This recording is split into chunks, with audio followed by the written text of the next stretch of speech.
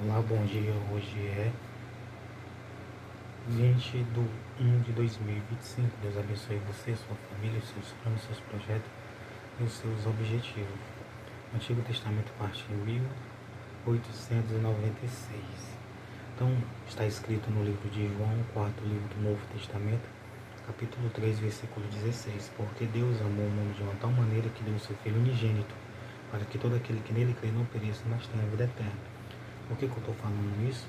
Porque hoje nós não estamos mais na lei, segundo o Antigo Testamento, porque Jesus veio, o Espírito Santo veio sobre Maria, Maria concebeu, engravidou, depois de 9 meses teve Jesus se tornou uma criança, um jovem, cresceu, ensinou o Evangelho, curou, sarou, libertou, ensinou a vontade do Pai dele, os ensinamentos, os mandamentos, depois foi crucificado.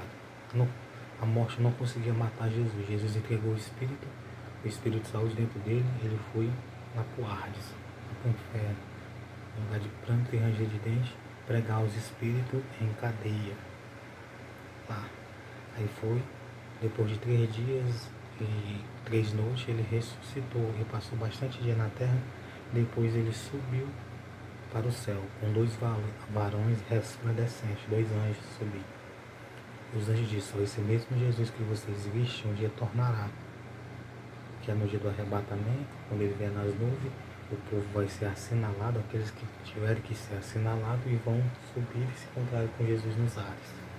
Só esses é que não vão morrer, que vão se arrebatar direto para o céu. Os outros vão ser assinalados, e quando passar das nuvens, quando forem chegando lá, o corpo vai se tornar transformado para habitar lá nos céus. Agora, nós temos que crer. João 3,16. Porque Deus amou o mundo de uma tal maneira que deu seu Filho unigênito, para que todo aquele que nele crê não pereça. Então Deus, ele amou o ser humano. Então, nesse texto nós sabemos que Deus amou. Então Deus, ele não está com ódio, com ira, com raiva do ser humano. Ele está amando, tendo misericórdia, compaixão e dando tempo para que o ser humano se arrependa. Aí se o ser humano crer e se arrepender, aí será salvo. Então 1 Reis 13, versículo 1. Um profeta faz predição contra o altar. Então eles estavam, Jeroboão, praticando a idolatria. Então quando Jeroboão estava praticando a idolatria, isso era um pecado de perda de vida eterna, de salvação. O Espírito de Deus veio sobre o profeta. Aí o profeta prediz contra o altar. Quem tem o Espírito Santo, o Espírito de Deus, ele sempre vai falar aquilo que agrada a Deus e aquilo que não agrada. Aquilo que salvará o ser humano é aquilo que condenará o ser humano. Então 1 Reis 13, 1. E eis que por ordem do Senhor, um homem de Deus veio de Judá a Betel. E Jeroboão estava junto ao altar para queimar o incenso. Eis que por ordem do Senhor. Então esse homem que prediz contra o altar, que falou contra a idolatria, que era pecado, que não estava agradando a Deus, ele falou por ordem do Senhor. E eis que por ordem do Senhor, um homem de Deus veio ajudar a Betel. E Jeroboão estava junto ao altar para queimar o incenso.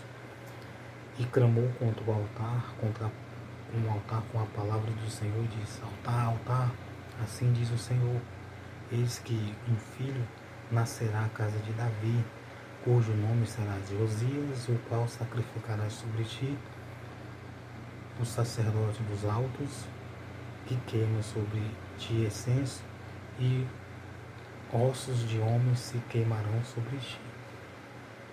Isso era o profeta que estava fazendo uma predição contra o altar, porque aquele altar eles estavam adorando a 2 bezerros, a outros deuses, e isso era desagradável a Deus, e é desagradável a Deus. Então isso que eles estavam praticando era desagradável a Deus, isso era algo desagradável. Então a idolatria. Então o Senhor prediz contra a idolatria. Então a pessoa que adora imagens de fundição, adora pessoas, adora coisas, isso é uma idolatria. A idolatria impede o ser humano de entrar no reino do céu. Então o homem de Deus, por ordem do Senhor, pregou contra o altar. Então a idolatria não é de Deus, e quem pratica será condenado. ao lago que arde com fogo e com enxofre, segundo Deus e Jesus e segundo o Espírito Santo.